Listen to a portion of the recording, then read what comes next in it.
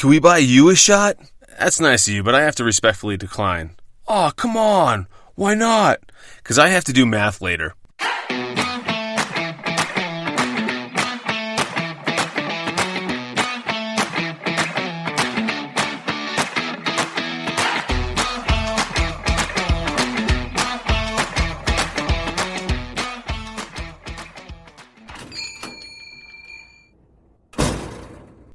What can I get you? Drunk? Welcome to episode 18 of Cocktails and Wasted Nights. I'm your host, Greg. I've been working as a bartender for over 20 years, and over those years, I've seen a lot. My goal here is to share some of those high and low lights with you.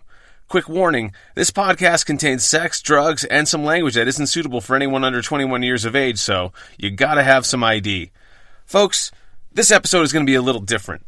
Instead of me telling you a story, I decided to do another interview. This time with Jesse the Manimal, who you may remember from episode 1, the night I fell off the bar. If you haven't heard that one yet, please go back and listen for context. Jesse is a bombastic Bostonian blowhard, and as such, it was tough to keep him on topic. Besides that being a personality trait, he was also drinking vodka and White Claws. I think he's watching his weight. Balloon. Jesse is one of my best friends and has been for 23 years. It was he and my other dear friend Scotty who rescued me and made my escape from LA possible. I was Jesse's barback and eventual co-bartender in Boston back in the late 90s, and what follows are fragments and general corroborations of several shenanigans, some of which I pretend to remember. This call was a long one, so I've divided it into 2 parts. I will be interjecting here and there to try to wrap up loose ends and generally further explain certain story elements. Okay, before we get started, we'll both need a drink. Usually I do a recipe of an actual cocktail, but for this one, it's simple. It's Jesse's typical drink of choice. You'll need a shot of Grand Marnier and a Miller High Life, the champagne of beers, because Jesse's a classy bitch. Technically, this was a menu item known as the Jesse at the Boston industry haunt Silvertone, so technically, we're still keeping format. Okay, so without further ado, my call with Jesse. Yo. What's up, Are we dude? officially being recorded? No, not yet. No, absolutely. Don't fucking lie to me. I I just don't want to get divorced. Yes, someone married Jesse. Her name's Katie, and she's a saint. I mean, she'd have to be, right? No, you're good. It's recorded, Yeah. but the other part's up to you. This is going to end fucking well. Yeah. Listen, Jamie. I'll just call you Jamie the whole Yeah, no, you can call me Jesse. No one, everyone's going to know what the fuck we're talking about, so it doesn't matter. Everyone knows you as the Manimal from previous episodes. So. Yeah, well, guess what? You're kind of a character. Fucking secrets out of the bed. Yeah. Meow. I'm all tuned up on cheap vodka and White Claws, so let's go. Are you mixing the vodka with the White Claws? That's the move. No, I decided that it's easier just to drink the vodka and then chase it with White Claws. Yeah, instead of just like make the cocktail. Like Yeah, when you do like a vodka soda, use the vodka. why bother fucking, why make an extra step for yourself? Like just, drink Yeah. fucking vodka and the White Claw. What is equally as horrifying is that I'm drinking $3 vodka mixed with White Claws. I was just going to ask you what the kind of vodka was. Like, what is it? You can't even pronounce it. Is it Kamchita? Is it in a plastic bottle? No, it is in a plastic bottle. Oh my God, we're there. Yeah, I drink vodka that's so cheap it comes in 4 different sizes. Like it comes in a half pint, a pint, a liter, and like a bar bottle, and then a handle. It's on the hopeless alcoholic shelf at the package store. It's like how much of a disgusting drunk do you want to be? Like take a How much change did you get today, size? Yeah, exactly. And you know what's bad is when you go to the liquor store and the fucking Mexican lady goes, "See you tomorrow," instead of goodbye. Oh, yeah. Man. At 46 years old with 3 kids, I get "see you tomorrow" instead of "goodbye, thank you, sir." Father of the Year. Self-proclaimed, by the way. And it could just be like a cultural thing too. It's more of a friendly, positive. It's the same thing. What fucking difference does it make? Like, all right, I'll see you. I'll just go to the other liquor store so I don't see you tomorrow. It's like, are you working? What's your schedule? Yeah, it's like, yeah. Well, I tell you what, I won't see you tomorrow. I'll just go to the liquor store down the street, so I won't see you until fucking Wednesday. So what are we talking about? Doesn't matter. I mean, my mom's listening to the episodes at this point, dude. So she knows about like anal ring toss, like, you know, having threesomes. What's your mom's name? Clean. Bouzier? Yeah. And she had a dog named Shoo Shoo, right? Yeah, Shushu Bouzier was the porn name. Oh my God, that's the worst name ever. Yeah, it was Shushu. No, we didn't call her the last name thing. The last name thing didn't come into play until it's like the porn name formula. You realize that was like the first thing you ever told me at the Wonder Bar was. This is Jesse inventing things. Why would the opening gambit of a conversation with a stranger be about my porn name? This is a baseless and idiotic claim. So-and-so, and she has a dog named Shoo Shoo Bouzier. No, it's not. It's impossible. That had to come up years later. No. It was like a point of fucking pride for you. No, dude, no. Because wasn't the first thing all about like I looked like I was in the Matrix or something like that when you met me? All right, let's go over the Wonder Bar. Let's start there. All right, so for everyone listening at home, I just got to tell them like I grew up in a small town where I was like fucking shoveling driveways and I was landscaping. And I got accepted to Emerson in Boston, and I needed a job because I wasn't rich, so I had to pay rent at an apartment and pay my tuition. And the only thing I could think of was working in a bar. So Wonder Bar was like my first thing. So I applied at this place. Go ahead, Wonder Bar. Okay, I have to add this here. Wonder Bar was the spot to go to in Allston. It was equidistant from BU and Boston College, so there was plenty of talent in there nightly. As a matter of fact, the first night I was working, I was bussing, and the boss, Vince, came in. Said, who are you? I'm Greg. I'm the new busser. Well, I didn't hire you, so we'll see how it goes. That was my introduction into the bar biz. Okay, back to the story. Jazz Bar in Allston on Harvard Avenue. Our boy Greg had already been working there for I don't know how long. But I had gotten a phone call from said bartender that I was friends with and say, hey man, do you want a job? I was like, yeah. I'd actually You can name him. What bartender? Wait, hold on a second. What bartender? Neil. Okay, so Neil. Okay, great. Are we allowed to say first and last names on this? Just say Neil. All right. So I'll have to go back and delete that. So Neil, for some reason, I at that point when no one had cell phone, I had a pager. Right, you had a 911. And by the way, I stepped on what you said. Why were you looking for a job? Because I had just gotten fired from the poorhouse for taking a case of beer to an after-hours party. Oh, really? Yeah. That's I bullshit. fired someone for taking a case of beer to an after-hours party.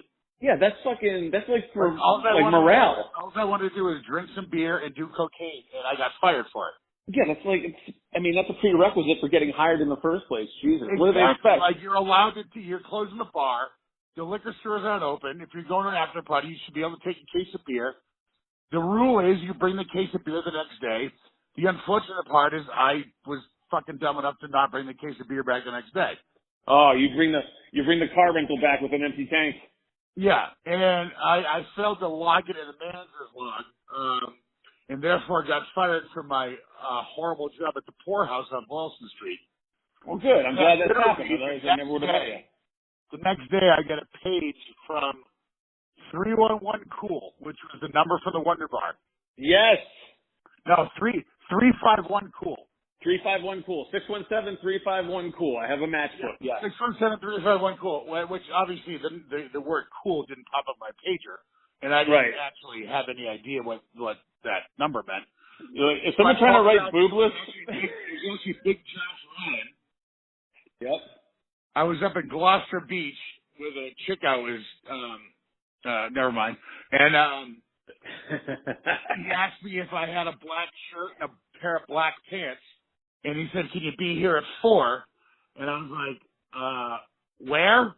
He goes, the Wonder Bar. I'm like, are you fucking kidding me? The Wonder Bar? Like, the Wonder Bar? Like, this is a big deal. Like, the Wonder Bar is no joke. Yeah, it's nice. It's classy, jazzy. Neil told me that you were a good bartender, which I don't know where that came from. And I left, and the girl that I was with, like, I've never seen someone get fired and hired so fast in my life. Let me ask you something. Was this like you being in Gloucester Beach a continuation of that same after party, or is this like another day entirely? No, this is another day entirely. Okay. However, it was within a week of me getting fired from the poorhouse, which no one at the Wonder Bar knew I'd gotten fired from the poorhouse. And I got a call, I got a page, sorry, you referred as a call, but got a page, and Josh was like, do you have a, and that's the only thing he said to me. He didn't, hey, what are you doing? Like, what are you doing tomorrow? He goes, do you have a pair of black pants and a black shirt? I was like, yes, I do. He goes, good, be at the Wonder Bar at 4. And I was up in Gloucester, and I'm like, I guess I'm going to the Wonder Bar at 4. The chick I was with was like, you just got fired like a week ago, and you just got a job today, like, and you're not even trying. I was like, yeah. So like, yeah. I walked into work at the Wonder Bar, and neither Neil nor Josh were there. And I think it was Janine who was there opening. And they're showing me around, and all of a sudden I see Greg Studley walk across the fucking sidewalk in the windows, because the whole front of the bar was all windows. It was through these windows that Dwight, the manager, was spying on Jesse and I one night and actually caught me dancing on the bar with some chick. So, yeah, we got up to stuff all the time. Sorry, back to Jesse. Sunglasses, black shirt, black coat, black pants, black shoes, and it was probably 90 degrees outside. And let's not forget black socks. Bartenders, if you wear all black at your restaurant and you wear white socks, you just completely lack self-awareness. And the world is made for those who lack self-awareness. It's the same reason my mom wears a thong at the beach. Okay, I won't interrupt for a while. Back to the stories. Wearing a fucking coat. Back then, black hair, too. Black hair, yeah, when you have hair. I have hair. Walking through the window, and I'm Gray thinking, hair. like, I saw this dude walking by the window. I'm like, yeah, I didn't think anything of it. Then he walks in the bar. I'm like, all right, so now I'm actually going to get shot, or... And he walked right by me, didn't say a word, walked down the basement and hung his fucking coat up. And Janine was like, oh, yeah, that's Studley. I'm like, what? He goes, yeah, that's Studley, our barback. I was like, his name is Studley, or we just call him Studley? He goes, no, his name is Greg Studley. I'm like, so we're Greg Studley? He's like, yeah, Greg Studley. Like, that's Greg Studley.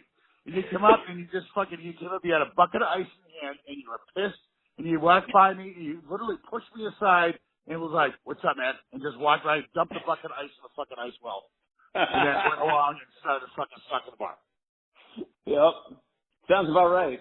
Because I hadn't probably slept since the week before. No, there was no sleeping involved. That's hilarious.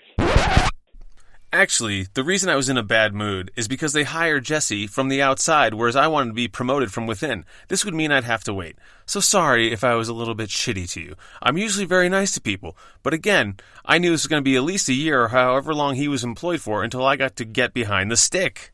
Yeah, and it got to the point where we would do so many bad things that it was kind of like, all right, who's going to go down first? And then we opened Sophia's, and we all went over to work at Sophia's to do more horrible shit. But we were like the A-team that got brought over. Like we were like you bring the inmates to run another asylum. Like, like, what are you, fucking retarded? Have you guys, Vince, I'm gonna have you guys go over there and train everybody. Stuff that you train the barback, stuff that you train the bartenders. Not only are you kidding me? You're from the hottest nightclub in Alston. We're gonna bring you over to the new hottest nightclub in the entire city of Boston, which is Latin and beautiful, and we're gonna figure that fucking shit out. Oh my God! But here's this crew of utter miscreants. Utter complete drug addicts. Like, not even like, we weren't even hiding it. No. Like, it got to a point where the manager would come in and show us how to roll a $100 bill so we wouldn't have to re-roll it.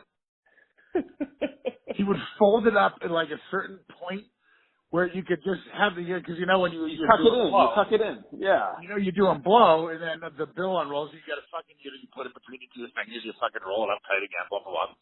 Like, the general manager came up and showed us how to fold the fucking bill up so we wouldn't have to re-roll it while we're doing blow. Dude, I remember when you were getting, talking to by Javier, which was like the guy from episode 1 when I fell off the bar, who saw me fall off the bar. And I remember walking by you guys. 100% my fault. 100%. Here, take this. Don't do anything stupid. Yeah, take this. Don't do anything stupid.